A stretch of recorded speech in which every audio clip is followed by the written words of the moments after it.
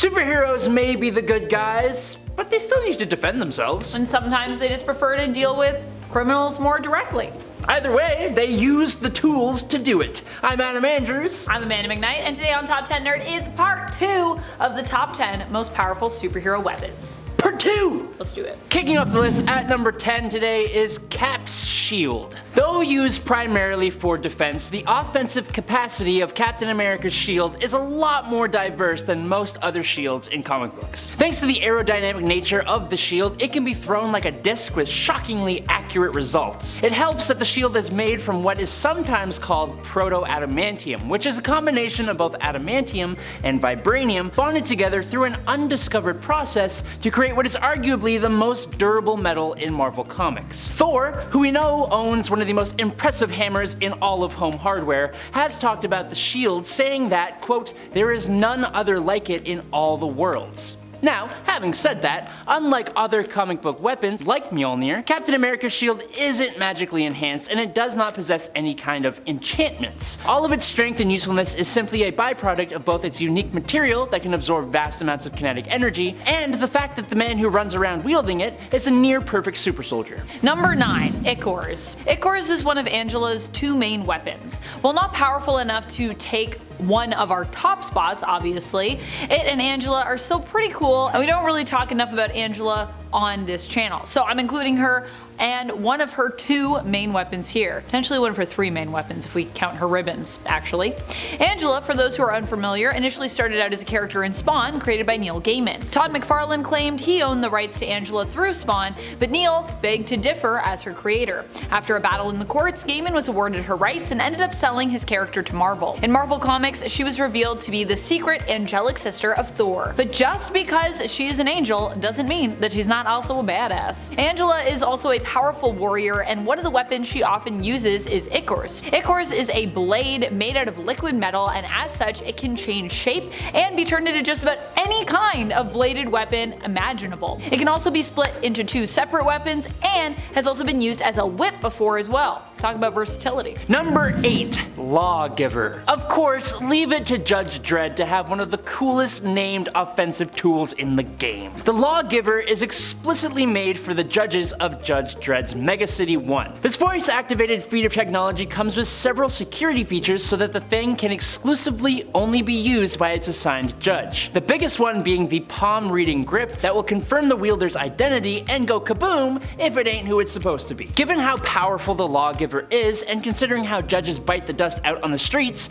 this kind of security feature just makes sense. Okay, but how powerful is it? Obviously, Lawgiver is not going to stand up to a Mjolnir or something like that, but it does its job on the street level, firing a large variety of ammunition from one cartridge that include standard, armor-piercing, ricochet, incendiary, high-X, gas, and the iconic one from the most recent Judge Dredd movie, the Hot Shot. There have been exorcism rounds, and of course it also has a simple stun feature. All of this is combined with the Lawgiver's many technological features like target acquisition, voice activation, and a fast-focused viewfinder to make it one of the most iconic and effective gavels that the judge has ever had. And friends, before we move on to our next spot on this list, if you love what we do here at Top 10 Nerd, why not show us you love us by clicking that subscribe button? Seriously, it really helps us out if you're not already subscribed. And if you are, thank you. Number 7. Black Blade. Probably one of the most deadly weapons around is the Muramasa Blade, but there have actually been a few different versions of this blade over the years. The original, at least as far as I know, this is the original one, first appeared in the comics in Wolverine issue number 2 in 1988. This version of the blade was also known as the Black Blade. Created by Muramasa, a gifted but mad swordsmith using a little piece of his own soul. The sword was said to possess those who wielded it with Muramasa's madness,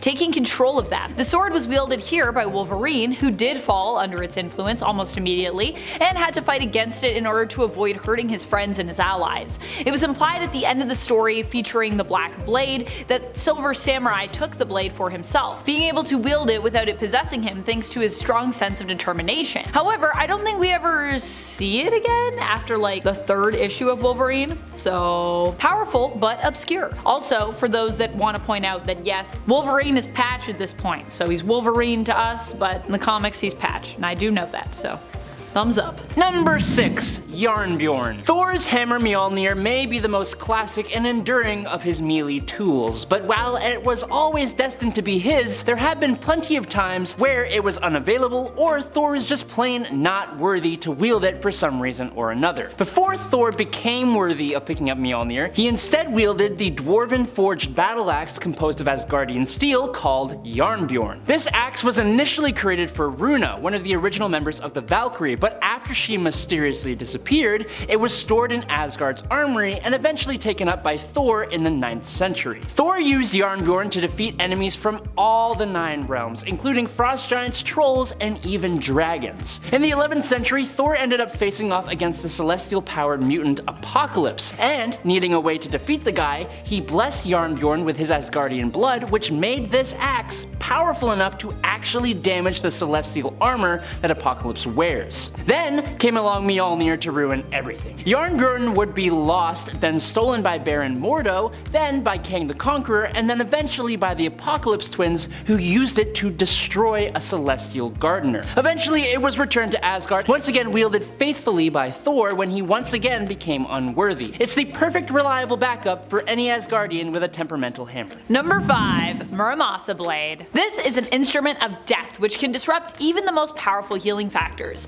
As such, this is a weapon that is extremely powerful in terms of how it's wielded. It has been utilized by both heroes and by villains in the comics. While many have sought to use it against Wolverine, Wolverine himself has also used this blade. In fact, initially it was forged for him by Muramasa for him to use to get revenge on those who had hurt those close to him, chiefly inspired by the loss of his wife, Itsu.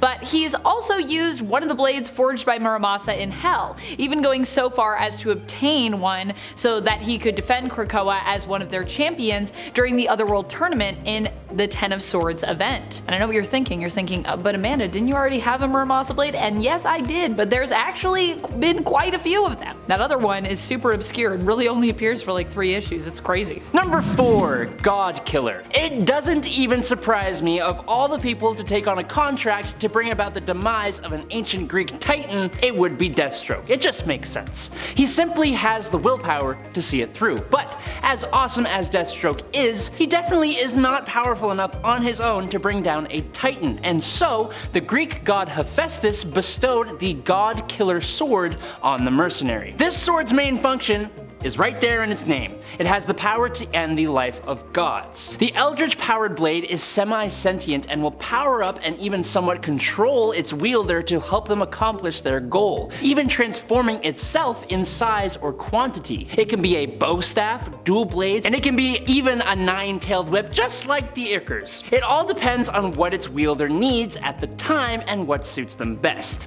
It can release massive shocks, absorb and redirect any force with double the impact. It can be magically recalled like Mjolnir, can completely repair itself, and since its introduction it has undergone some minor changes, but for the most part, the God Killer is one scary tool of destruction. Number 3. All Black The Necrosword. Possibly one of the most powerful weapons we've ever seen in the Marvel multiverse. Yeah, I said it. This weapon typically has been wielded by villains, but not always. Initially, this was the weapon of choice for Null, actually being the first symbiote he himself created. However, he hasn't been the only person of note to wield it. While other villains like Gore the God Butcher have also been affiliated with the symbiotic blade, we've also seen it used by the hero Dylan Brock, sometimes known as Codex. He used the weapon when he had to fight against an evil version of his father, Bedlam. Likely, the All Black will be a weapon that Dylan will have to continue to use and figure out how to master, as Carnage now has his own version of this weapon, initially wanting a copy of it, but instead settling for an alternate Necrosword that he named the All Blood.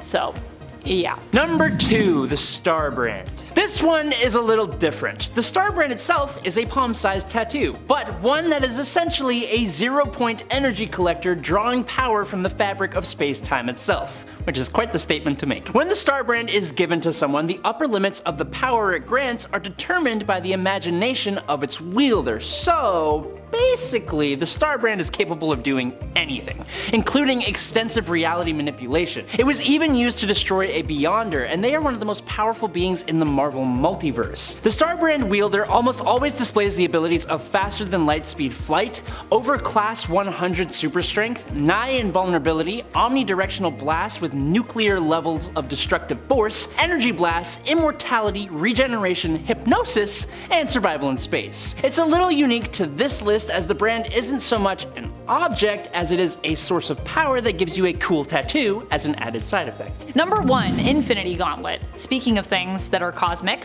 when it comes to the Infinity Gauntlet, many people think of Thanos, but in the comics and even in the Marvel Cinematic Universe, Thanos hasn't been the only one to wield it. Although villains often seek out the gauntlet and the powerful stones or gems that end up becoming inlaid upon it, heroes have also used it as well. Normally using it in an attempt to simply keep it away from villains, not really to do so much with it, as they acknowledge that its power is pretty unwieldy and dangerous. I mean, they are heroes after all. Tony Stark's Iron Man, however, did use the gauntlet in the MCU to defeat Thanos and his army, and in the comics, Tony was also one of the heroes to use the gauntlet, using it to defeat the villain known as the Hood, who threatened to amass and use the power of the gauntlet for himself. Well, that's the video. That's it! Hope you liked it. Thanks for watching! This is Top 10 Nerd, bye!